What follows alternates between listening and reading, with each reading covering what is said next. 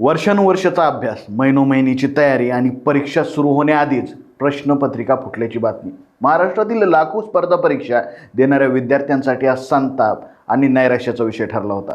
पण आता पेपर फुटीच्या साखळीला आळा घालण्यासाठी राज्य सरकारनं एक मोठं पाऊल उचललंय.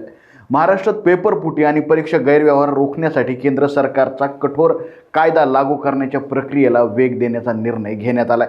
मुख्यमंत्री देवेंद्र फडणवीस यांच्या अध्यक्षतेखाली झालेल्या उच्चस्तरीय बैठकीत हा महत्त्वपूर्ण निर्णय घेण्यात आलाय. या बैठकीत परीक्षा प्रक्रिया अधिक पारदर्शक, सुरक्षित आणि विश्वासार्ह करण्यासाठी उच्चस्तरीय समिती स्थापन करण्याचा निर्णयही घेण्यात आलाय. ही समिती राज्यातील विविध महसुली विभागांना भेट देणार असून विद्यार्थी, शिक्षण संस्था आणि शिक्षण संस्था चालक तसंच संबंधित घटनांची चर्चा करून परीक्षा व्यवस्थेतील आवश्यक बदल सुचवणार आहेत. या अहवालाच्या आधारे महाराष्ट्रासाठी स्वतंत्र आणि अधिक सक्षम परीक्षा धोरण तयार करण्याची प्रक्रिया सुरू होणार आहे. दरम्यान केंद्र सरकारच्या पेपरफुटी आणि परीक्षा गैरव्यवहार प्रतिबंधक कायद्याची अंमलबजावणी महाराष्ट्रात आगामी पंधरवड्यात पूर्ण करण्याचे निर्देश देखील मुख्यमंत्री देवेंद्र फडणवीस यांनी दिल्याची माहिती समोर आली आहे. याचसोबत कॉपीमुक्त आणि सुरक्षित परीक्षा वातावरण निर्माण करण्यासाठी राज्यभरात किमान 25,000 सुरक्षित वर्गखोल्या उभारण्याचा निर्णयही घेण्यात आल्याचं सांगितलं जातं.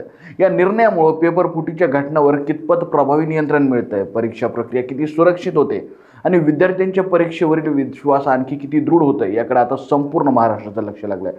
अशाच महत्त्वपूर्ण अपडेटसाठी पाहत राहा लोकाशा TV.